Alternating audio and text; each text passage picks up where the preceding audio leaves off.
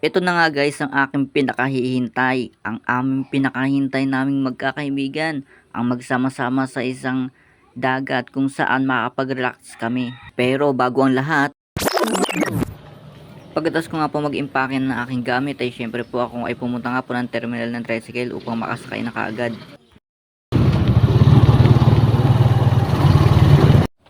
Inihintay na nga lang pala ako ng aking mga kaibigan dun sa may gate ng park lane. Okay guys, naka-vlog tayo guys. Guys, tayo tayo sa video.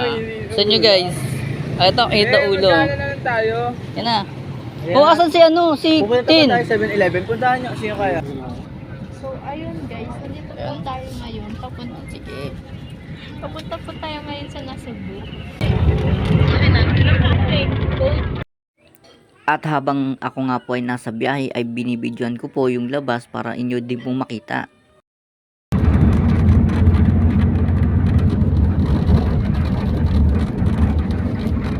Kaya iyan for the content sa loob ng bus.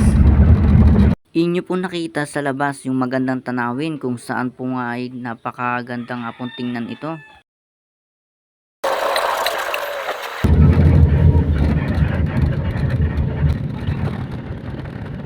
At sa gitna nga po ng biyahe ay nakita ko nga po ito ay talaga namang ako'y napamangha eh. Makapigil nga guys yung mga tanawin dito guys, sobrang ang ganda. Saka lang. Oo, mas. Sorry. Baba na ko, Erwin. Ano na? Ayaw mo tingnan ng paa ng ano. Sarap yan, oh. A few moments later. Matapos nga po yung mahaba-habang biyahe ay eto nga po, nakarating na nga po kami. So yun na nga guys no. Andito na nga po kami sa aming pinuntahan sa Cebu, Batangas. Go practice daw. Pero huwag na. Huwag na. Nakita mo yung dagat, di na nag-practice. Huwag na practice talaga. First time nga po magsama-sama ng tropa sa outing kaya ganyan sila kaingay. Nakalubog. Erwin, no? Doon tayo sa lifeguard, Char. Wala decision. Para save ka kagad. Tanggalin mo na yung medyas mo, ha? Napasok. Para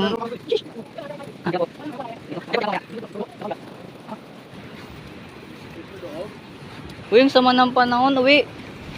Emotional damage. Brad, Doon Brad. na! Pwede kumuha ng pang-aquarium. Diba?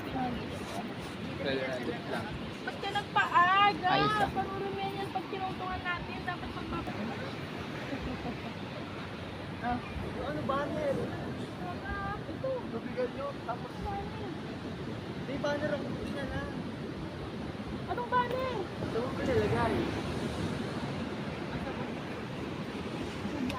So yun guys, puputulin ko muna yung ating vlog. Abangan nyo na lang po yung part 2 po nito.